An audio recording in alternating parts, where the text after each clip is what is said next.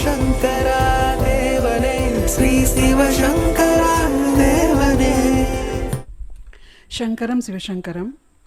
A question from Subha Bhaskar. Is there any real significance or scientific reason behind the belief that a lizard falling on us indicates something? ஒரு காலத்தில் இந்த பாம்புகள் தெய்வத்தினுடைய ஒரு ரெப்ரசன்டேட்டிவாக நம்பப்பட்டது. அதுக்கு பின்னால் பாம்புகளை பார்த்தா ஜனங்கள்லாம் பயப்படுறாங்கன்ட்டு பல்லிகள் அந்த மாதிரி. காஞ்சிபுரத்துக்கு போனீங்கன்னா வரதராஜர் கோயிலில் ஒரு வெள்ளி பல்லி ஒரு தங்க பல்லி ரெண்டு இருக்கும். வரதராஜரை சுற்றிட்டு இப்படி வரபோது ஒரு ஏணி மாதிரி வச்சுருப்பாங்க. அதில் போய் அந்த ரெண்டு பல்லிகளை தொட்டுட்டு நம்ம குறைகளை சொல்லிட்டு வரலாம், நம்முடைய கர்மாக்கள் எல்லாம் மன்னிக்கப்படும் அப்படிங்கிறது ஒரு நம்பிக்கை. நம்ம நினச்சின்னு இருக்கோம் இந்த பள்ளிகளெல்லாம் ரொம்ப சாதாரணமான விஷயம். அப்படியெல்லாம் இல்லை. ஆத்மா எவ்வளோக்கு எவ்வளோ மெலோட் ஆகிறதோ அந்த அளவுக்கு நம்மால் இந்த நுண்ணுயிர்கள்லாம் புரிஞ்சிக்க முடியும். சிறுடி சாய்பாபா இப்படி உக்காண்டிருக்காரு. அந்த ரூஃபில் ஒரு பல்லி வந்து கொட்டக்கொட்டான்னு சவுண்ட் பண்ணிக்கிட்டே இருக்கு. இவரும் அதை பார்த்து சிரிச்சுக்கிட்டே இருக்கார். பக்கத்தில் இருந்தவங்க கேட்குறாங்க, என்ன சாமி சிரிக்கிறீங்கன்னு. இல்லை, இந்த பல்லியோட அக்கா பல்லி அவுரங்காபாத்துலேருந்து வரப்போகுது, அது நினச்சி எவ்வளோ சந்தோஷமாகுது பாரு இந்த பல்லி அப்படின்னாரு. எல்லோரும் இந்த நேரம் இது பல்லிக்கு அக்கா பல்லி, அதுவும் அவுரங்காபாத்துலேருந்து எங்கே வரப்போகுதுன்னு நினச்சின்னே இருக்காங்க. கொஞ்சம் நேரம் கழித்து ஒரு ஹஸ்பண்ட் ஒய்ஃப் வந்து இறங்குறாங்க. அவங்களுடைய அந்த சூட் கேஸ் இதெல்லாம் இருக்கும் இல்லையா, அதுலேருந்து ஒரு பல்லி வந்து நேராக மேலே போய் இந்த பல்லிக்கிட்ட பேசிக்கிதெல்லாம். இவர் கேட்குறாரு, நீங்கள் எங்கேருந்து வரீங்கன்னு. நாங்கள் அவுரங்காபாத்துலேருந்து வரோன்றாங்க. அப்போது பெரிய மகான் நிலையில் இருந்தவர்களால் இந்த நுணுக்கமான ரிலேட்டிவ்ஷிப்ஸு, அந்த சோல் கனெக்ஷன்ஸ் இதெல்லாம் புரிந்து கொள்ள முடிகிறதுங்கிறது சிரிடி பாபா ப்ரூவ் பண்ணி காமிச்சிருக்காரு. அதனால் இந்த பல்லிகள் இதெல்லாமே இப்போ நீங்களே பார்க்கலாம். பல்லி வந்து நார்மலாக தன்னை ப்ரொடெக்ட் பண்ணிக்கிறதுக்காக வாழை கட் பண்ணிடும். நீங்கள் என்ன நினச்சிக்கோங்க, ஐயோ பல்லி செத்து போச்சுன்னு வருத்தப்பட்டு இருப்பீங்க. ஆனால் அதுக்கு சீக்கிரமே வால் முளைச்சிடும். இப்படி அது தன்னை இப்போ ஒரு பச்சைவந்தி இருக்குது, அது எந்த இடத்துல இருக்கோ அதுக்கேற்ற மாதிரி தன்னுடைய கலரை மாற்றிக்கிட்டே இருக்கும் இல்லையா. அந்த மாதிரி இயற்கையில் நமக்கு புரியாத எத்தனையோ பாதுகாப்புகளை அந்த மாதிரி சின்ன சின்ன உயிர்களுக்கெல்லாம் கடவுள் கொடுத்து இந்த உலகத்தை அழகாக காப்பாற்றி கொண்டிருக்கிறான். அதில் அதுங்களுக்கு ஒரு பவர் கூட இருக்குது இல்லையா. அதாவது மனிதர்களை விடவும் கூட அதுக்கும் ஆத்ம சம்பந்தம் இருக்குது. எல்லாத்தையும் சிரிடி பாபா போன்றவர்கள் அவர்களுடைய வாழ்க்கையில் நடந்த பல நிகழ்ச்சிகளில் ப்ரூவ் பண்ணியிருக்காங்க. காஞ்சியில் பெரியவர் இருந்தபோது ஒரு குழந்தை பிறந்து சென்ஸ் இல்லாமல் இருக்குன்னு அவர்கிட்ட கொண்டு போகிறாங்க. இவர் கமலத்திலிருந்து தண்ணி எடுத்து அது மேலே தெளிக்கிறாரு, ஒன்றும் ஆகலை. சரி, பூனையால் வந்தது பூனையால் தான் போகும் அப்படின்னு சொல்லிட்டு இதை எடுத்துன்னு போய் மாயவரத்தில் தட்சிணாமூர்த்தி சந்நிதி இருக்கும் சைடில், அங்கே போடுங்க அப்படின்னு. இவங்க மாயவரம் கோயிலில் போய் அந்த தட்சிணாமூர்த்தி கிட்டே அதை போட்ட உடனே ஒரு பூனை எங்கேருந்தோ வந்து இந்த குழந்தைய நக்கிட்டு போகுது. இந்த குழந்தை நாள் ஆயிடுச்சு. இப்போ எல்லாத்துக்கும் ஏதோ ஒரு காரண காரியங்கள் இருக்கும்.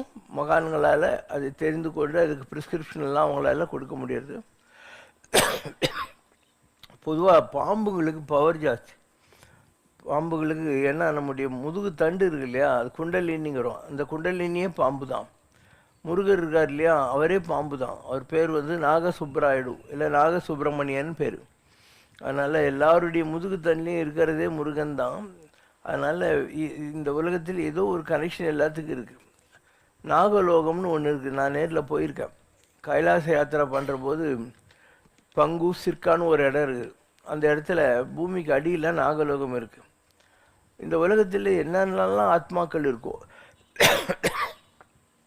அத்தனை ஆத்மாக்கும் அங்கே ஒரு ரெப்ளிக்கா இருக்கும். எப்படி இருக்கும்னா, இப்போ நீ இருக்கேன்னா உன்னுடைய முகம் மாதிரியே அங்கே இருக்கும். வெங்கடாஜலபதி இருக்காருன்னா வெங்கடாஜலபதி மாதிரியே ஒரு முகம் இருக்கும், ஆனால் உடம்பு பாம்பாக இருக்கும். நீ இருக்கேன்னா உன் முகத்தோடு அங்கே ஒரு பாம்பு இருக்கும், ஆனால் அதனுடைய உடம்பு பாம்பாக இருக்கும். இப்படியெல்லாம் இருக்குது உலகத்தில். நிறைய இடங்களில் நாகலோகம் இருக்குது. 7 இடங்களில் இருக்கும்.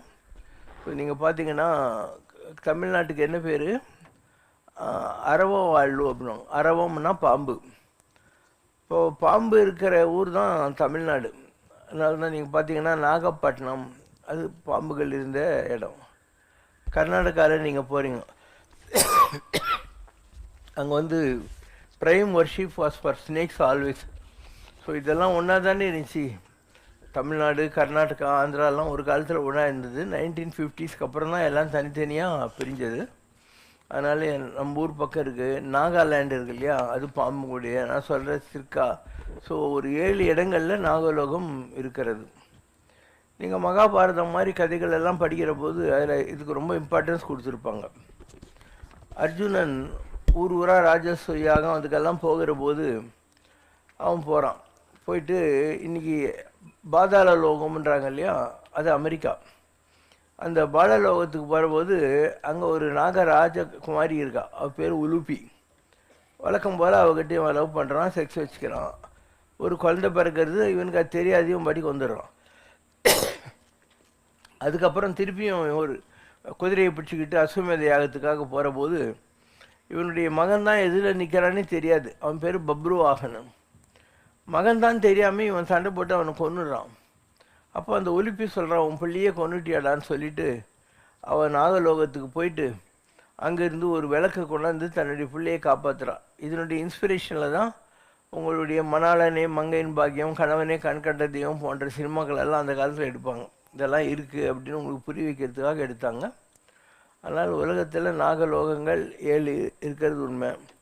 அதே மாதிரி தான் இந்த உலகத்தில் நம்ம உலகங்கள் இருக்கு இல்லையா, இதுவும் 7 பிறவிக்கும் அப்படின்னா 7 பிறவி இருக்குதுன்னு அர்த்தம். 7 உலகங்கள் இருக்குது அப்படிங்கிறாங்க. பூமி வந்து நியூட்ரல் மாதிரி, இதுக்கு கீழேயும் உலகங்கள் இருக்குது, இதுக்கு மேலேயும் உலகங்கள் இருக்குது அப்படின்னு கண்டுபிடிக்கிறாங்க. ஸோ அமெரிக்கா என்பது என்ன, பாதாள லோகம்.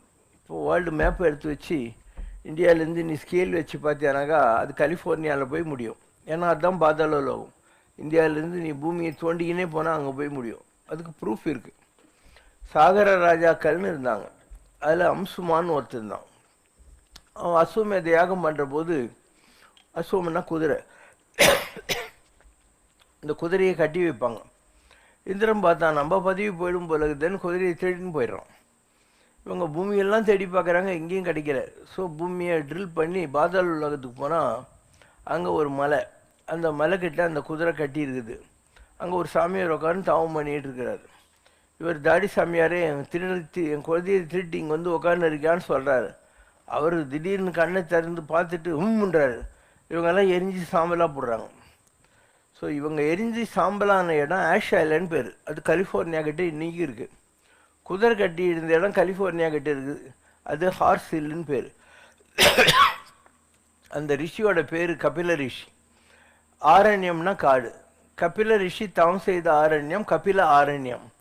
அந்த கபில ஆரண்யம் கலிபாரண்யம் ஆகி கலிஃபோர்னியா ஆகிப்போச்சு.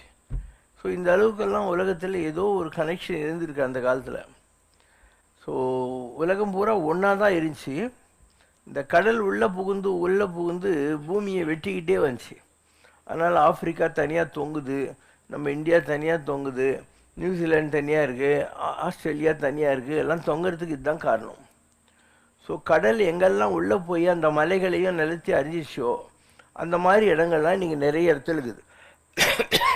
விசாகப்பட்டினத்துக்கிட்ட புர்ரா கேவ்ஸ்னு ஒரு இடம் இருக்குது. நீங்கள் உத்தரப்பிரதேஷ் போனீங்கன்னாக்கா அங்கே நைனிட்டால் கிட்ட பாதாள புவனேஸ்வர்னு ஒரு இடம் இருக்குது. அப்புறம் இந்த சினிமாலாம் எடுத்தாங்க இல்லையா, ஒரு போட்டு தண்ணிக்குள்ளேயே போகும், மெக்கனஸ் கோல்டில், அங்கே அதே மாதிரி அமெரிக்காவில் இருக்குது அந்த மாதிரி ஒரு இடம். ஆஸ்திரேலியாவில் 3 இடத்துல இந்த மாதிரி இருக்குது. ஸோ நிறைய இடங்களில் உலகத்தில் இந்த மாதிரி கடல் உள்ளே போனதுனால அரிக்கப்பட்ட இடங்கள்ல அந்த சமுத்திரம் உள்ளே போயிருக்கோம், உள்ளெல்லாம் தண்ணி இருக்கும், அது ஒரு கேவ் மாதிரி ஃபார்ம் ஆகிருக்கும். இப்படி உலகத்தில் பல நாடுகளில் இருக்குது, அமெரிக்காவில் கூட இருக்குது இதெல்லாம். ஸோ இதெல்லாம் யாரும் இப்போ போய் யாரும் ஆராய்ச்சி பண்ணி என்னத்தை கண்டுபிடிக்க போகிறாங்க. ஆனால் இருந்தது உண்மை. அதனுடைய விட்ட குறை தொடர் குறை இன்றைக்கி வரைக்கும் ஓடிக்கிட்டு தான் இருக்குது, எல்லா இடத்துலையுமே போய்கிட்டு தான் வந்துக்கிட்டு இருக்குது. Is there any real, can you help me understand the different types of dharma? I know about Varnashrama dharma, but I would love to learn if there are more categories and what each one stands for. ஸ்ரீராமோ விக்கிரவான் தர்மம். ஸ்ரீராமன் என்ற விக்கிரகத்தின் பெயரால் நீ எதை வழிபடுகிறாயோ அது தர்மத்தின் பிரதிபிம்பம், is equal to தர்மா அப்படின்னு அர்த்தம். அதனால் எங்கெல்லாம் தர்மம் இருக்குதுன்னு தேடி அலையிறதை விட ஒரு மனிதனாக இருந்து மனிதனாகவே வாழ்ந்து எல்லா தர்மங்களையும் ராமர் கடைப்பிடிச்சார் இல்லையா, அதுக்கு சாமானிய தர்மங்கள் பேர். உலகத்தில் இருக்கிற எல்லாருமே அதை கடைப்பிடிக்கணுங்கிறதுக்காக வந்தது. 4 விதமான தர்மங்கள் இருக்கும். ஒன்று மானுஷ தர்மம், ஆனால் ராமர் மனுஷனாக இருந்து கடைப்பிடிச்சது. அந்த மாதிரி இருக்கக்கூடிய ராமனுக்கு நிழல் போல கூடவே இருந்து கைங்கரியம் பண்ணிக்கிட்டு இருந்தான் இல்லையா லக்ஷ்மணன், அதுக்கு சேஷ தர்மம்னு பேர். எனக்கு ராமனும் வேணாம் லக்ஷ்மணும் வேணாம், ராமனுடைய செருப்பை வச்சு நான் என்னுடைய கடமைகளை ஆற்றுகிறேன்னு சொல்லி பரதன் பண்ணான் இல்லையா, அதுக்கு விசேஷ தர்மம்னு பேர். நான் ராமனுக்கு கைங்கரியம் பண்ணுற பரதனுக்கு நான் கைங்கரியம் பண்ணுறேன்னு சத்ருகனம் பண்ணான் இல்லையா, அதுக்கு விசேஷ தர்மம்னு பேர். அப்போ மானுஷ தர்மம், சேஷ தர்மம், விசேஷ தர்மம், விசேஷதர தர்மம் அப்படின்னு 4 விதமான தர்மங்களை நமக்கு பெரியவங்க கற்றுக் கொடுத்துருக்காங்க. இந்த தர்மங்களில் மெயினாக நம்ம புரிஞ்சுக்கிறது சுதர்மம்னு பேர். சுதர்மம்னா மற்றவங்களை பற்றி நீ கவலைப்படக்கூடாது. As a soul, as an ஆத்மா உன்னுடைய தர்மங்கள் என்ன அப்படின்னா ரொம்ப சிம்பிள் தான், ஒன்றும் கஷ்டம் இல்லை. முடிஞ்சால் உண்மையை பேசு, எல்லாம் போய் பேசாத. போய் பேசுறதுலேயும் ஒரு ரிலாக்ஸேஷன் கொடுக்குறான். யாருக்காவது நல்லது நடக்கும்னா அதுக்காக போய் பேசலாம் அப்படின்றான். யாரோ ஒருத்தன் கத்தி வச்சுன்னு வெட்டுறதுக்கு ஓடி வர்றான். அப்போ எந்த பக்கம் போனான் அந்த ஆளுன்னா, நீ கை இப்படி காட்டிட்டியானா அவன் கொலை பண்ணுவான். அதனால் நான் பார்க்கலன்னு சொல்லு, இல்லை இந்த பக்கம் போனான்னு ராங்காக கை காட்டு, அவன் தப்பிச்சிடுவான். ஒரு கொலை பழியிலேருந்து அவனை நீ காப்பாற்றுற. அதனால் பொய்மையும் வாய்மை இடத்தே புரை தீர்ந்த நன்மை பயக்கும் எனின். பொய் கூட உண்மைதான், அதனால் யாருக்காவது நல்லது நடக்குதுன்னா அப்படின்னு அர்த்தம். அதனால் அது ஒன்று. இப்போ சாமானிய தர்மங்களில் நம்முடைய பிதர்களுக்கெல்லாம் நாம் செய்ய வேண்டிய கடமைகள், இந்த காரியம் தேவசம் இதெல்லாம் இருக்கு இல்லையா, இதெல்லாம் பரமாச்சாரியார் தெய்வத்தின் குரலில் அந்த புக் இருக்குது, அவருடைய ஸ்பீச் அது. அதில் எடுத்தார், எள்ளும் தண்ணீரும் எங்கே போயின அப்படின்வார். நம்ம இறந்து போன பெரியவங்க இருக்காங்க இல்லையா, அவங்களுக்கு நம்ம எள்ளு தண்ணியெல்லாம் விட்டு அமாவாசை எல்லாம் செய்கிறோம் இல்லையா, அதுக்கு அது ஒரு காரியம். தென்புலத்தார் அப்படின்னா தெற்கு திசையில் இருக்கக்கூடிய நம்முடைய மூதாதையர்கள். அதுக்கப்புறம் தான் தெய்வம், அதுக்கப்புறம் சொந்தக்காரங்க, அதுக்கப்புறம் சொந்தமே இல்லாத ஏழைங்க. இப்போ தென்புலத்தார், தெய்வம், விருந்து, ஒக்கல், தான். உன்னுடைய வருமானத்தை 5ஆக பிரிச்சுக்கணும், இந்த மாதிரி செலவு பண்ணும். தென்புலத்தார், தெய்வம், விருந்து, ஒக்கல், தான் என்று அங்கு 50 9 தலை. உன்னுடைய வருமானத்தை 5 விதமாக செலவு பண்ணி யாராவது பண்ணுவாங்களா? அவங்கவுங்க தேவசமே பண்ணுறதில்ல இறந்து போன பெரியவங்களுக்கெல்லாம். அதுக்கு தண்ட செலவுன்னு இருக்குது. இல்லை ஐயர் வசான் மந்திரம் சொல்லிட்டு இருப்பார், எனக்கு ஆஃபீஸ்க்கு போகணுன்ற மாதிரி ஒரு பாவனை. இப்படி இன்றைக்கி காரியம் தேவசம்லாம் யாரும் பண்ணுறதில்ல. இப்போ உங்களுடைய பித்திருக்கள் எல்லாம் நிம்மதி இல்லாமல் இருப்பாங்க. உங்களுக்கு சாபம் கொடுக்க மாட்டாங்க, ஆனால் அவங்களுக்கு நீங்கள் கொடுக்குறீங்க இல்லையா அந்த அமாவாசை தர்ப்பணம் படையல், இது அவங்களுக்கு கிடைக்குது. எப்படி ஒரு ஸ்பேஸ் கிராஃப்ட்டுக்கு போகிறவனுக்கு அங்கே எனர்ஜி கேப்சூல்ஸ் எல்லாம் கொடுக்குறாங்க இல்லையா, இந்த ஊர் சாப்பாடு இட்லி புண்ணாக்கெல்லாம் கொடுக்க முடியாது, அங்கே இதுதான் அங்கே அனுப்புவாங்க.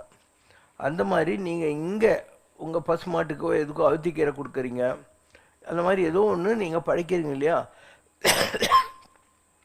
அது அன்னைக்கு பார்த்து பிசிர்லோகத்தில் இருக்கிறவங்க அவங்க உலகத்தில் திருப்பியும் பிறந்திருந்தால் கூட அவங்களுக்கு எந்த மாதிரி உணவு வேணுமோ அப்படி மாற்றி கொடுக்குறாங்க. அதனால் தேவசம் உண்மை தான். நீங்கள் அவங்களுக்கு படைக்கிறதெல்லாம் அவங்களுக்கு ஒரு டிபார்ட்மெண்ட் இருக்குது, அதுக்கு பித்ரு தேவதைகள் பேர். பித்ருலோகம்னு ஒன்று இருக்குது, அங்கே இருந்தாலையும் கொடுப்பாங்க, அவங்க வேறு உலகத்தில் பிறந்திருந்தாலையும் அன்றைக்கி பார்த்து அவங்களுக்கு கொடுப்பாங்க. அதனால் இறந்து போகிறவங்க அங்கேயே ஒன்றும் கூட்டம் அடிச்சுன்னு உட்கார மாட்டாங்க. ஒரு பீரியட் இருக்குது, ஜாகிற போது என்ன ஜாதகத்தில் அவங்க இறக்குறாங்களோ அதுக்கு அடுத்த ஒரு தசை வரும். இப்போ புதன் தசை முடியுதுன்னா அதுக்கு அடுத்து கேது தசை. அவங்க வயிற்று வலி, லிவரு, மாந்துவானு, கண்ணு ப்ராப்ளம் இதெல்லாம் கஷ்டப்படணுன்னா கேது புக்தியில் பிறப்பாங்க, கேது தசையில் பிறப்பாங்க. அவங்களுக்கு அந்த மாதிரிலாம் கெட்டது கிடையாது. அப்படின்னா ஒரு 7 வருஷம் பித்ருலோகத்தில் இருப்பாங்க. 7 வருஷம் முடிஞ்ச உடனே லைஃப் இஸ் கண்டினியூஸ், சுக்கிர தசையில் பிறப்பாங்க. அப்போ பார்ன் வித் சில்வர் ஸ்பூன்னு நல்ல வசதியான குடும்பத்தில் பிறந்து காரெல்லாம் வச்சுன்னு நல்லா வசதியாக சுற்றிக்கின்னு இருப்பாங்க. கஷ்டப்படணுன்னா கேது தசையில் பிறப்பாங்க. இப்போ ஒரு பிறவிக்கும் அடுத்த பிறவிக்கும் நடுவில் இருக்கிற பீரியடில் உங்களுடைய கர்மாக்கு ஏற்ற மாதிரி உங்களுடைய ப்ரோக்ராம் மாற்றப்படுகிறது. அதுக்கு ஏற்ற மாதிரி இந்த உலகத்தில் வர்றவங்க வராங்க. அண்டு ஸ்ரீதர் ஐயாவாள்னு ஒருத்தர் இருந்தார். அவங்க வீட்டில் திவசம். அவங்க வீட்டு வாசலில் வயசான ஒருத்தன் பிச்சை கேட்க வரான். இவர் இந்த ஐயருங்களுக்கெல்லாம் பிராமணார்த்தம் ஒன்றுவாங்க இல்லையா, அவங்களுக்கு இலை போட்டு, அந்த காலத்துலாம் எப்படின்னா தலைவாழை இலை போட்டு பிராமணர்களுக்கு ஃபுல்லாக சாப்பாடு போடணும். அவங்க வயிற்றில் ஒரு தர்பை வச்சு கட்டிடுவாங்க. அவங்க சாப்பிட்ட உடனே அந்த தர்பை புல்லில் புசுக்குன்னு வெடிக்கணும். அது வரைக்கும் அவங்களுக்கு சோறு போடணும். அதுக்கப்புறம் திருப்தியா அப்படின்னு கேட்கணும். அவங்க திருப்தி அப்படின்னா தான் திவசம் பலித்தமாச்சுன்னு அர்த்தம். இப்படிலாம் இருந்துச்சு ஒரு காலத்தில். இதே ட்ரிக்கை யூஸ் பண்ணவனும் இருக்கான். ராமானுஜர் காஞ்சிபுரத்திலிருந்து ஸ்ரீரங்கத்துக்கு போயிட்டு மடாதிபதி ஆயிடுறாரு. ஆனால் அங்கே இருக்கிற பழையசாலிங்க சாவியை கொடுக்க மாட்டேன்றாங்க இவர்கிட்ட, ராமானுஜர்கிட்ட. இப்போ ராமானுஜருக்கு 2 சிஷ்யங்கிறாங்க, குரத்தாழ்வான் முதலியாண்டான். குரத்தாழ்வானை பிரம்மணார்த்தத்துக்காக கூப்பிட்றாங்க, பிராமணார்த்தம்னுவாங்க. போன உடனே திருப்தியா அப்படின்னு கேட்குறான் திவசம் பண்ணவன். அந்த சாவியை கொடுத்துட்டேலாம் திருப்தின்னாரான். அவனுக்கு வேறு வழி இல்லாமல் அந்த சாவியை ராமானுஜர்கிட்ட கொடுத்தான்ட்டு. இது மாதிரி பல விஷயங்கள் இதில் இருக்குது. தென்புலத்தார் தெற்கு திக்கில் இருக்கிறவர்களுக்காக செய்யப்பட்ட திதி அமாவாசை இதுக்கெல்லாம் பெரிய மீனிங்கெல்லாம் இருக்குது. நாங்கள்லாம் போயிருக்கோம் அந்த உலகத்துக்கெல்லாம். நீ ஒரு ஹை லெவலுக்கு போனால் போக முடியும், தியானத்தில் போக முடியும். நமக்கு தெரிஞ்சவங்களும் அங்கே இருப்பாங்க, நமக்கு தெரியாதவங்களும் நிறைய பேர் இருப்பாங்க. அங்கே ஒரு பெரிய ரவுண்ட் டேபிள் இருக்குது. அதில் 12 பேர் உட்காந்துருப்பாங்க. ஒரு ஆத்மா அங்கே போய் தன்னுடைய கர்மாவை முடிச்சுட்டு பூமிக்கு வருது இல்லையா, அப்போ அந்த ரவுண்ட் டேபிள் கிட்ட சேரும். அந்த 12 பேரும் ஹோலி மேன், கவுன்சிலர்ஸுக்கு பேர் அவங்களுக்கு. அவங்க சொல்லுவாங்க, நீ இந்த தப்பு எல்லாம் பண்ணதுனால தான் திருப்பி பிறந்த, இந்த தடவை பூமிக்கு போகிற, எச்சரிக்கையாக இரு, இன்னும் பிறக்காமல் இருக்கணும்னா நீ இந்த மாதிரிலாம் நடந்துக்கணும் அப்படின்னு ஒரு ஓரியன்டேஷன் கொடுத்துட்டு அனுப்புவாங்க. ஸோ அந்த 12 பேரில் ஒரு சீட்டில் எங்கள் அப்பா இருக்கார். இப்போ அவர் நல்ல வேதம் படித்தவர், எல்லாம் உலகத்தில் எவ்வளோ கஷ்டம் வந்தாலையும் நேர்மையாக வாழ்ந்த ஒரு மனிதர். அதனால் அவருக்கு அந்த பதவி கிடைச்சிது. எங்கள் அம்மா இருக்காங்க இல்லையா, அவங்க இறந்து போயிட்டாங்க. அப்போ நான் நீங்கள் யாகம்லாம் பண்ணிகிட்ருக்கோம் இல்லையா நம்ம இதில் பெருமாள் கோயிலுக்கு எதிரில். அன்றைக்கி ஒரு நாள் அந்த அம்மா வந்தாங்க, யாகம்லாம் முடிச்சுட்டு இது பண்ணாங்க. வந்த உடனே உனக்கு எங்கே போகணும்னு சொல்லு, நான் கொண்டு போய் விட்டுறேன் அப்படின்னு. நான் தான் சொன்னேன், என்னால் இந்த உலகத்துக்கெல்லாம் போக முடியும், எனக்கு எங்கே போகணும், அதான் உங்கள்கிட்ட வந்துட்டுன்னு சொல்லி அப்படியே மேலே சாஞ்சாங்க. அவங்களுடைய ஸ்பிரிட்டு எங்கிட்ட மெர்ஜ் ஆயிடுச்சு. அப்போ எங்கள் அம்மா எங்கே இருக்காங்க, எனக்குள்ளேயே தான் இருக்காங்க. ஏன் எனர்ஜி இஸ் கான்ஸ்டன்ட். அவங்ககிட்ட தான் நாம் வந்தோம், ஆனால் நம்மக்கிட்ட அவங்க வர்றதுக்கு அவங்களுக்கு உரிமை இருக்குது. இப்படியெல்லாம் கணக்கு நிறைய இருக்குது. அதனால் தெய்வம் உண்மை தான், பிதிர்காரியங்கள் உண்மை தான். நம்ம அவங்கள மதிச்சோம்னா அவங்களுக்கு நல்லது செய்கிறாங்க. அவங்க எப்படி நல்லது பண்ணுறாங்க அப்படின்னா, அவங்களோட பெரியவங்க பித்ருலோகத்தில் இருப்பாங்க. அவங்கக்கிட்ட போய் என் மகன் கஷ்டப்படுறான், என் பேத்தி கஷ்டப்படுறா அப்படின்னு உங்களுக்கு என்ன குறையோ அது அவங்க மேலேருந்து பார்த்துன்னு இருப்பாங்க. அங்கே இருக்கிற பெரியவங்கிட்ட போய் நீங்கள் நல்லா கொஞ்சம் ஆசீர்வாதம் பண்ணுங்க. எப்படி இந்த பூமியில் ஒரு பரமாச்சாரியார் மாதிரி மகான்கள்கிட்ட போய் எங்கள் வம்சத்தில் இந்த குறை இருக்குது நல்லா ஆகணும்னு கேட்குறீங்களே, அந்த மாதிரி அவங்க உங்களுக்காக வக்கீல் வேலை செய்கிறாங்க.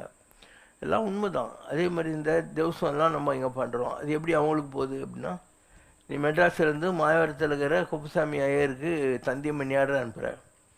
நீ அனுப்புகிற போனால் இங்கே இருக்கிற போஸ்ட் மாஸ்டர் ட்ரையரில் வாங்கி போட்டுட்டார். இவர் கட்டுக்கடா கடா கடா கட்டுன்றாரு. அது மாயவரம் போஸ்ட் மாஸ்டருக்கு போனோடனே அந்த போஸ்ட்மேனை கூப்பிட்டு இதை அவங்க அந்த வீட்டில் போய் கொடுத்துட்டு வர 100 ரூபா அப்படின்னுவார். அந்த மாதிரி நீங்கள் இங்கே செய்கிற இந்த திவசம் பித்ரு தேவதைகள் மூலமாக அங்கே அவங்களுக்கு கொடுக்கப்படுகிறது. அதனால் யாராக இருந்தாலும் திவசம்லாம் செய்யணும். நான் செய்கிறதில்ல. ஏன்னா கைலாசத்தில் நான் இருந்தபோது எனக்கு உத்தரவாச்சு, நாங்கள் உனக்கு எக்ஸம்ஷன் தரோம், நீ திவசம் இதெல்லாம் பித்ரு காரியங்கள்லாம் பண்ண வேண்டியதில்லை. ஆனால் ஒரே ஒரு தடவை நீங்கள் எள்ளு எண்ணெய் எடுத்துன்னு போய் பத்ரிநாராயணன் கோயிலில் கொடுத்துடணும் அப்படின்னாங்க. நான் சொன்னேன், கைலாசத்துலேயே நான் உங்களெல்லாம் பார்த்துட்டுனா நான் ஏன் அங்கே போகணுன்னு. இல்லை, அங்கே தான் அக்கௌண்ட்டெல்லாம் வைக்கிறாங்க அப்படின்னு. சரி, நான் எள்ளு எண்ணெய் வாங்கி போனேன். அங்கே இருக்க பத்ரிநாராயணன் கோயில்னால் நான் இங்கே நிற்கிறேன், அந்த ஒரு சின்ன கேட்டு மாதிரி இருக்கும். அந்த ஐயர் என் கையில் இருந்தது பிடிங்கின்னு போய் பத்ரிநாராயணன் காலில் வச்சிட்டான். உண்மை தான், இதெல்லாம் எல்லாருக்கும் அக்கௌண்ட்டு பத்ரிநாராயணன் கோயிலில் வைக்கிறாங்க அப்படின்னு. அதனால் உன்னால் திவசம் எல்லாம் பண்ண முடியலன்னா கூட எப்பயாவது நீ பத்ரிநாராயணன் கோயிலில் போயிட்டு கோயிலுக்கு வெளியில் வந்து தப்த கொண்டம்னு ஒன்று இருக்குது. அந்த இடத்துல தேவசமெல்லாம் பண்ணுவாங்க. ஸோ அதை பண்ணியானாக்கா உனக்கு அந்த பாவ மன்னிப்பு கிடைக்கும், பண்ணாத விட்டதுக்கான பாவ மன்னிப்பு கிடைக்கும். இல்லை அமாவாசைக்கு பண்ண முடியலன்னா வருஷத்துக்கு ஒருக்கா மாலாயம்னு வருது இல்லையா, அன்றைக்கி பண்ணாலையும் உனக்கு மன்னிப்பு கிடைக்கும். இல்லை இந்த திருவேணி சங்கமம் இந்த மாதிரி சில புண்ணிய இடங்களில் போய் ராமேஸ்வரம் காசி அங்கே பண்ணாலையும் உன்னுடைய பித்திருக்களுக்கு அதனால் மனசாந்தி கிடைக்கும், உனக்கு அவங்களுடைய ஆசீர்வாதம் கிடைக்கும். அதனால் எல்லாமே பெரியவங்க சொன்னது கரெக்டு தான். மூத்தூர் சொல் வார்த்தை அமிர்தம். நம்மளை விட பெரியவங்க என்னெல்லாம் சொன்னாங்களோ எல்லாம் அமிர்தத்துக்கு ஒப்பான விஷயங்கள் அப்படின்னு சொல்கிறாங்க. ஸோ இந்த பிதிர்காரியம் ராமர் வந்து திவசம் கொடுக்குறாராம். அப்போ இறந்து போன தசரதன் நேரில் வந்து வாங்கிக்கலாமா. இப்போ இந்த கலியுகத்தில் அதை அவாய்ட் பண்ணிட்டாங்க. ஏன்னா அவங்க இறந்து போன பெரியவங்க வீட்டில் அவங்க படிச்சுன்னு இருக்காங்க இறந்து போய். அப்போ நீங்கள் எங்கள் தாத்தா ராமநாதையர் நான் சொல்ல போகிறேன் பாடின்னுவேன். அந்த காற்று வெளியே போச்சுனாக்கா பாடி தான் அது. அவங்கள நீங்கள் வச்சுன்னுட்டு உங்கள் வீட்டில் எதாவது பண்ண முடியுமா? அவங்களுக்கு பயமாக இருக்கும். எப்போ எடுக்க போகிறீங்கன்னா எல்லாருமே கேட்பானுங்க. அதனால் அந்த காலத்தில் இந்த சிஸ்டத்தை இந்த கலியுகத்தில் நம்மளால் ஃபாலோ பண்ண முடியாது. அதனால் அவங்கள எரிச்சிடுறாங்க, பச்சிடுறாங்க, ஏதோ ஒன்று அதனுடைய போக்கில் இந்த கலிகாலத்தில் நடந்துக்கிட்டு இருக்கு. ஆனால் அந்த காலத்தில் பெரியவங்களே வந்து நேரில் தேவசம் வாங்கின்னு போனதெல்லாம் இருக்குது. ஒரு பெரிய மகான் மண்டன மிஸ்ரன் பேர், பிரம்மாவினுடைய அவதாரம். அவர் மனைவி சரஸ்வதின்னு பேர், அவளே சரஸ்வதி தான். அவங்க வீட்டில் தேவசம் நடக்குது. அந்த தேவசம் நடக்கிற காலத்தில் உள்ள 2 இலையில் வேதவியாசர் ஜெய்மினி முனிவர் உட்காந்து சாப்பிட்டுருக்காங்க. விஷ்ணுக்காக போடப்பட்ட ஒரு இலை இருக்குது. அந்த கதவு திறந்துக்கிட்டு கதவு தட்டின்னு ஆதிசங்கரர் அங்கே வந்து நிற்கிறார். அவர் மண்டன மிஸ்ரர்கிட்ட வாதம் பண்ணுறதுக்காக வந்திருக்கார். வேதவியாசர் சொல்கிறாரு, வந்திருக்கானே அவனை உள்ளே கூப்பிட்டு இந்த விஷ்ணு இலையில் உட்கார வைன்னு. மண்டன மிஸ்ருக்கு ஒன்றும் புரியல. விஷ்ணு இலையில் உட்கார அளவுக்கு யாரோ உத்தமம் வந்திருக்கான் போல இருக்குதுன்னு சொல்லிட்டு அவன் உட்கார வச்சேன். ஸோ நான் சொன்னேன்ல, திவசத்தில் உனக்கு என்ன வேணும்னு கேட்கணும், ஒரு ரூலு. அப்போ ஆதிசங்கர்கிட்ட உனக்கு என்ன வேணும்னு கேட்குறாங்க. நான் வந்து வாதம் செய்யறதுக்காக வந்திருக்கேன். உங்கள் சிஷ்யன் குமரபட்டனை நான் கெலிச்சிட்டேன்.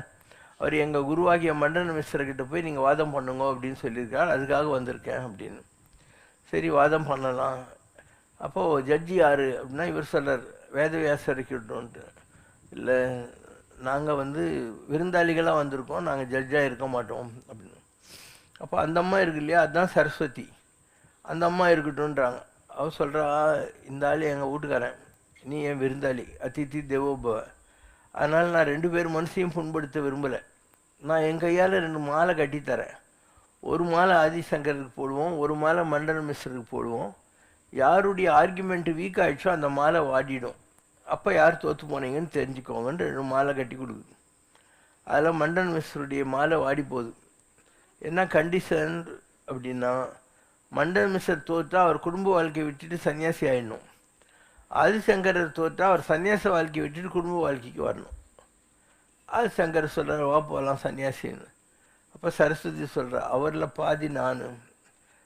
மனைவி சகதர்மினின்னு பேர், தர்மத்தில் சகதர்மினின்னா பாதி தர்மம் மனைவிக்கு பாதின்னு. அதனால் நீ அவரை தானே கெலிச்சு என்ன கேலிக்கணும்னு. சரிம்மா.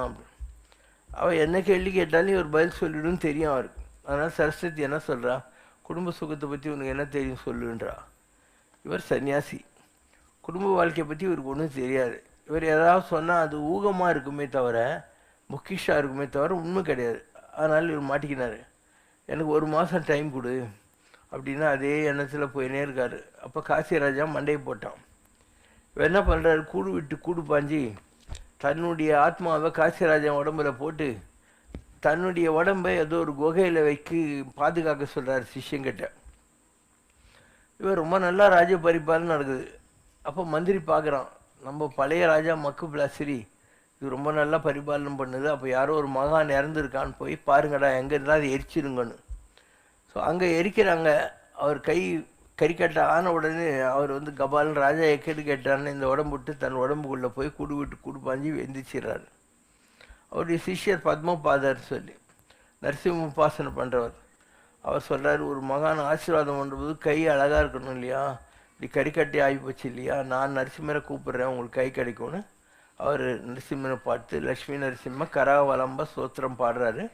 நரசிம்மர் வந்து ஆதிசங்கருக்கு கை கொடுக்குறாரு. இங்கே காசிராஜா இறந்து போகிறான். அப்புறம் வந்து அவர் மண்டன மிஸ்டருடைய மனைவியை கெலிச்சிட்டு வா போகலான்னு. அந்த மாதிரி சொல்லுது, நீ திரும்பி பார்க்காத வரணும், நான் உன் பின்னால் வரம்போன்ட்டு. இவர் வந்து நீங்கிறார், நேராக சிருங்கேரிக்கிட்ட வந்துடுறார். சிருங்கேரியில் உங்களுக்கெல்லாம் தெரியும் தண்ணி இருக்கும்.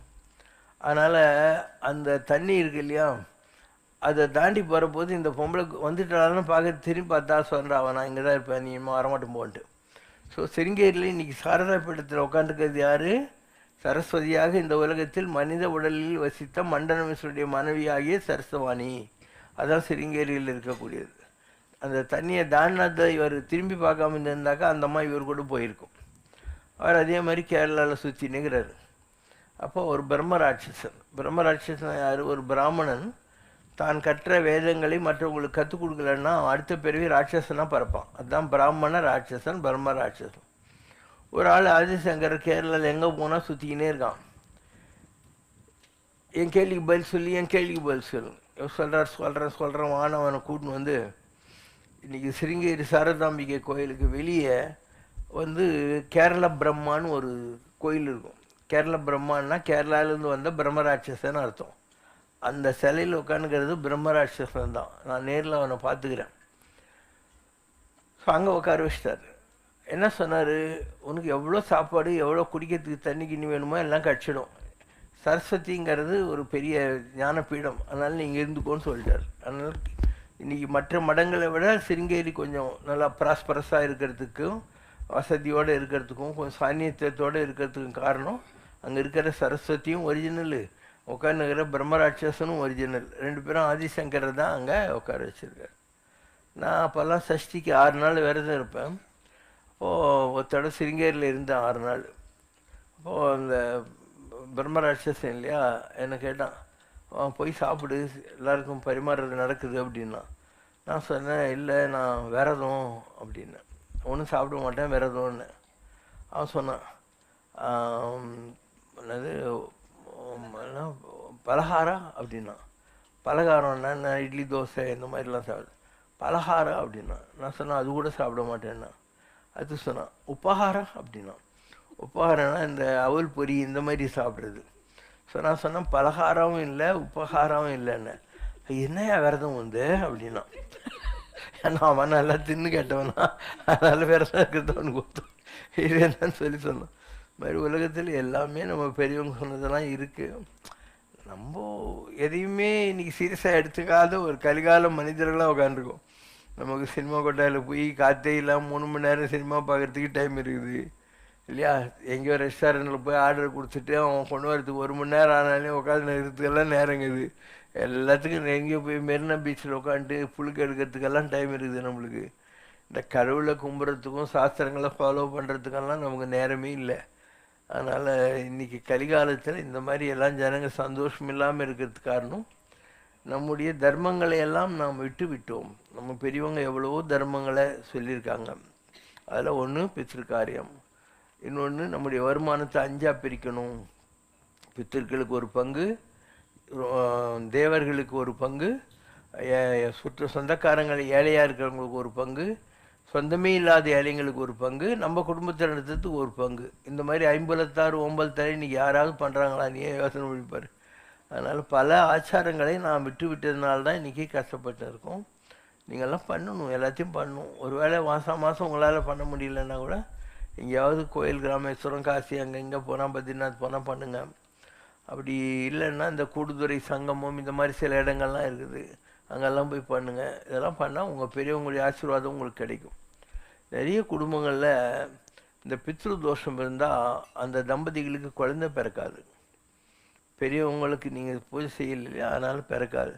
நீங்கள் அங்கே போய் இங்கே போய் அலைஞ்சி ஜாதகத்தெல்லாம் வச்சுக்கிட்டு அப்புறம் யாராவது சொல்லுவாங்க, நீங்கள் போய் இந்த கோயிலில் பண்ணுங்கள், அந்த கோயிலில் பண்ணுங்கள், அதுக்கப்புறம் வந்து உங்களுக்கு குழந்தை வரும்னு சொல்லிட்டு.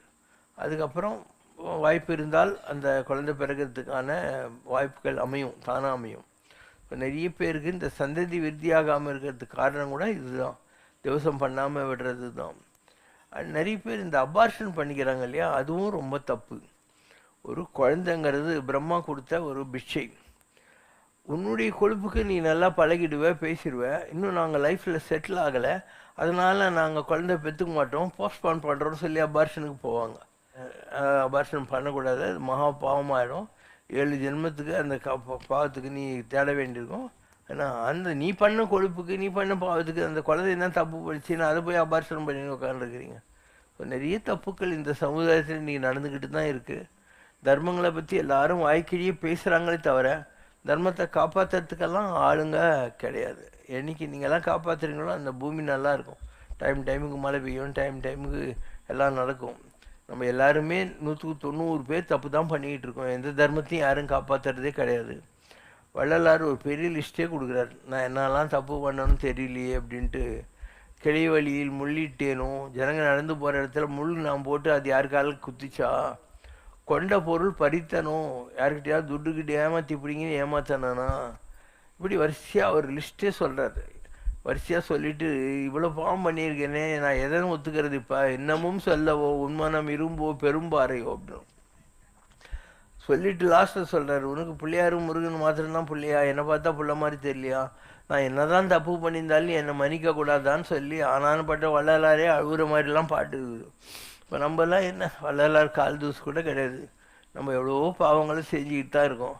ஆனால் ஒரு ஊது வச்சு கற்பூரம் காட்டின உடனே நமக்கு அப்படியே ஆகாசிலேருந்து அல்வா பஜ்ஜி எல்லாம் வந்து ஊந்துணுன்னு நினைக்கிறோம். அப்படிலாம் ஒன்றும் கூடாது. For every action there is an equal and opposite reaction. For every credit there is a corresponding debit. நீ உப்பு தின்னா தண்ணி குடிச்சு தான் ஆகணும். இதுக்கு ஷார்ட்கட் எல்லாம் கிடையவே கிடையாது. ஓகேவா? பாதிமதி நதி போதுமணி சடைநாதர் அருளிய குமரேசா, பாகு கனி மொழி மாது குரமகள் பாதம் வருடிய மணவாழா, காது மொரு விழி காகமுற அருள் மாயனரி திரு மருகோனே, காலன் எனை அணுகாமல் உனதிரு காலில் வழிபட அருள்வாயே, காலன் எனை அணுகாமல் உனதிரு காலில் வழிபட அருள்வாயே, காலன் எனை அணுகாமல் உனதிரு காலில் வழிபட அருள்வாயே. அம்மையோடு அப்பனென வந்தவர்க்கு மங்களம், ஆசானும் தெய்வமுமாயானவர்க்கு மங்களம், இத்தனை துயர்களெல்லாம் தீர்ப்பவர்க்கு மங்களம், ஈஸ்வராவதார சிவசங்கரர்க்கு மங்களம்.